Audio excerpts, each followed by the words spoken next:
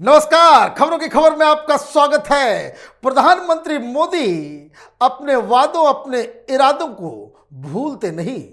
आज उन्होंने एक ऐसा फैसला लिया है जिससे पाकिस्तान में हाहाकार मच गया है। और यह हाहाकार इसलिए मचा है क्योंकि प्रधानमंत्री मोदी ने उस वादे को पूरा करने की शुरुआत कर दी है जब उन्होंने यूरी की घटना के बाद, जब उरी पे हमला हुआ था, उसके बाद प्रधानमंत्री ने कहा था खून और पानी दोनों एक साथ नहीं बह सकते। उनका इशारा था ये जो इंडस रिवर का पानी है, ये जो इंडस वाटर ट्रीटी है, वो हमारे हाथ में एक ऐसे हैंडल की तरह काम करेगा कि जिससे पाकिस्तान को प्यासा हम खत्म कर सकते हैं। पाकिस्तान अभी बहुत बड़ी मुसीबत में है। ये सारे लोग जान रहे हैं कि किस तरीके से आज $1 के बदले पाकिस्तान के रुपए की कीमत हो गई है $250। बिजली नहीं, आटा नहीं, कुछ भी नहीं पाकिस्तान में बचा है। कटोरा लेकर के घूम रहा है। दुश्मन कमजोर है, इसलिए निशाना सटीक मारा गया है। यह कहा गया है कि बहुत हो गया, आपने बहुत सारी दिक्कतें हमें दे दी, कश्मीर के लोगों को बहुत दिनों तक प्यासा रखा, अब नहीं। और ये जो तमाम तिकड़मबाजी हो रही है कि आप कभी आर्बिट्रेशन के लिए चले जाएं, कभी वर्ल्ड बैंक चले जाएं, कभी कुछ, ये नहीं चलेगा। इसलिए प्रधानमंत्री मोदी की सरकार की तरफ से पाकिस्तान को 90 दिन की मोहलत दी गई है कि टेबल पे आकर के बैठो और जो 1960 में जो करार हुआ था उसमें अब हम बदलाव चाहते हैं। हमें और ज्यादा पानी चाहिए, हमें और ज्यादा अधिकार चाहिए। वो सरकार, वो उस तरह के लोग, उस तरह के नेता वो चले गए हैं जो बिरयानी खाकर तुम्हारे ऊपर रहम कर दिया करते थे। नोटिस में क्या भेजा गया है? साफ साफ कहा गया है, India has always been a steadfast supporter and a responsible partner in implementing IWT Indus valley treaty in letter and spirit. However, Pakistan's actions have adversely impinged on the provisions of IWT and their implementation and forced India to issue an appropriate notice for modification of Indus Water Treaty. Bharat बदलाव चाहता है। हो गया बहुत दिन, आपने enjoy कर लिया, अब यह तमाशा नहीं चलेगा क्योंकि भारत खास करके कश्मीर के लोगों को अब उनके पानी पे उनका अधिकार चाहिए।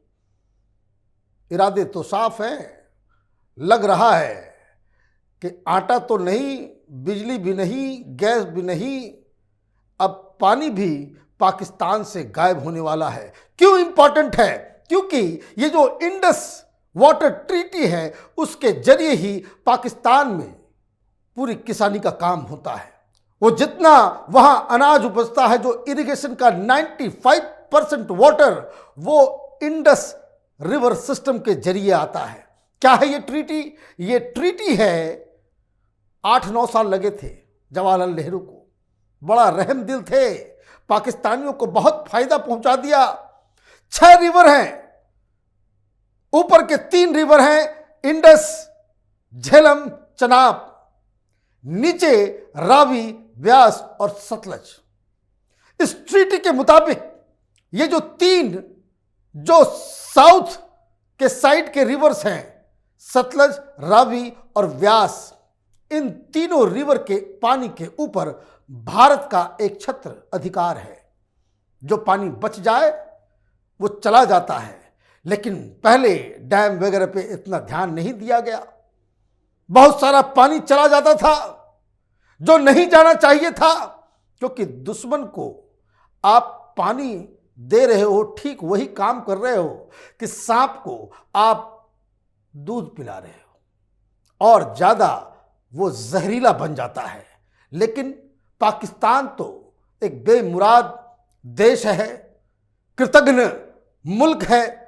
इसलिए यह फैसला लिया गया कि जैसे ही उरी की घटना घटी, प्रधानमंत्री मोदी ने एक स्पेशल मीटिंग बुलाई और इन तीनों रिवर के सिस्टम में जगह जगह पे नए प्रोजेक्ट्स लगाने की, कि एक कतरा पानी भी पाकिस्तान नहीं जाना चाहिए, क्योंकि इस करार के मुताबिक हमारे पास ये अधिकार है कि हम इसके पूरे के पूरे पानी का इस्तेमाल कर सके। अब बात आती है ऊपर के 3 रिवर की।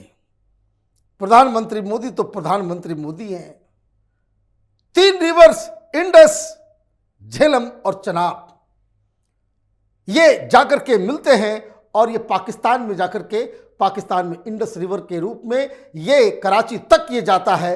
रास्ते में जो डैम वगैरह इनका है उससे वो पानी निकालते हैं, जिससे इस्तेमाल होता है। 95% ऑफ इरिगेशन ऑफ पाकिस्तान वो डिपेंडेंट है इन्हीं तीनों रिवर के पानी पे। पहले जो करार के मुताबिक इसमें क्या था, इसके करार के मुताबिक इन तीनों रिवर के पानी के ऊपर पाकिस्तान का अधिकार है, लेकिन चूंकि ये रिहायशी इलाकों से, शहरों से, श्रीनगर से, बहुत सारे बड़े बड़े शहरों से वो गुजरती है ये पानी, ये नदियां, तो उसके 20% पानी के ऊपर हिंदुस्तान का अधिकार था। और 70 सालों में देखिए हम 5% पानी का भी इस्तेमाल नहीं कर पा रहे थे, हम उसे पाकिस्तान जाने दे रहे थे। अब प्रधानमंत्री मोदी ने के आने से पहले 2 प्लान्स बने थे। एक Kishan Ganga hydro power project है और दूसरा रातलू हाइड्रो पावर प्रोजेक्ट है। एक 350 का किशन गंगा मेगावाट बिजली उससे निकलना है और दूसरे से 800 मेगावाट, दोनों बड़े प्रोजेक्ट हैं। और ये दोनों ही प्रोजेक्ट झेलम और चनाब के ऊपर है। मतलब ये परेशानी हो जाएगी बहुत ज़्यादा। तो पाकिस्तान को लगा कि भाई इस पर हम विघ्न डालते हैं। हिंदुस्तान का अधिकार इस पर क्या है कि हम 20% पानी, और करार के मुताबिक हम पानी को रोक नहीं सकते। तो डैम में पानी रुकता कहाँ है? हम तो 20% पानी रोकेंगे, बाकी बहा देंगे। अब पाकिस्तान को इससे दिक्कत हुई, वो चला गया कंप्लेन करने। ये पहली गलती पाकिस्तान ने की। ये 2011 की बात है। कभी भी दिक्कत होती है वो चले जाते हैं। तो जब ये 2 प्रोजेक्ट्स की बात सामने आई, प्रधानमंत्री मोदी ने इसके ऊपर सरकार बनते ही 2015 में इन्होंने कहा कि भाई इस पे रैपिड फायर काम शुरू करो। और मजेदार बात क्या है कि 3 साल में किशन गंगा डैम प्रोजेक्ट चालू भी हो गया। प्रधानमंत्री मोदी वहां उद्घाटन करके भी आ गए। दूसरे का काम जारी है और कई सारे नए प्रोजेक्ट्स ऑलरेडी वहां पे शुरू हो चुके हैं। तो पाकिस्तान ने इस पे ऑब्जेक्शन उठाना शुरू किया। In 2015 Pakistan requested for appointment of a neutral expert to examine its technical objections to India's Kishan Ganga and Ratlu hydroelectric projects. In 2016, Pakistan unilaterally retracted this request and proposed for a court of arbitration adjudicate on its objections. This unilateral action by Pakistan is in contravention of the graded mechanism of dispute settlement envisaged by Article 9th of Indus Water Treaty. Accordingly, India made a separate request for the matter to be referred to a neutral expert. अब इन दोनों projects के ऊपर इनको दिक्कत हो गई। चूंकि इस ट्रीटी में वर्ल्ड बैंक भी एक सिग्नेटरी है, जिसकी जरूरत नहीं थी। पता नहीं जवाहरलाल नेहरू ने क्यों वर्ल्ड बैंक को इसका एक हिस्सा बनने दिया। दुनिया के किसी भी ये जो रिवर जो अलग अलग देशों से गुजरती है, उसका जो मैकेनिज्म बनता है, उसमें किसी थर्ड पार्टी की गुंजाइश नहीं है। ये दुनिया का अकेला, और दुनिया के सबसे अक्लमंद प्रधानमंत्री जवाहरलाल नेहरू की कृपा से आपने एक थर्ड प्लेयर को इसमें घुसेड़ दिया। वो भी इस पार्टी, उसका एक पार्टी है, सिग्नेटरी है। तो वहां ये पहुंच गए। वहां पहुंचने के बाद इन्होंने कहा कि यह दिक्कत हो रहा है इसके टेक्निकल चीजों को जानने और समझने के लिए कि क्या ये 20% पानी के यूसेज और पानी के फ्लो के ऊपर इन डैम्स का क्या असर होगा, इसके लिए एक न्यूट्रल एक्सपर्ट को लगाया जाए 2015 में। लेकिन जब पाकिस्तान को लगा कि ये तो हिंदुस्तान के फेवर में चला जाएगा क्योंकि टेक्निकल स्पेसिफिकेशंस हिंदुस्तान के फेवर में थे, उसने 2016 में 1 साल के बाद वो रिट्रैक्ट कर गया। अब ये कहा कि भाई हम आर्बिट्रेशन में जाएंगे। अब ये दोनों ही चीजें इस ट्रीटी के मुताबिक अगर कोई विवाद होता है तो इसमें साल में 2 बार मुलाकात आपस में पाकिस्तान और हिंदुस्तान के लोग बैठते हैं और इसको सेटल करेंगे। ये कानून है इस ट्रीटी के मुताबिक।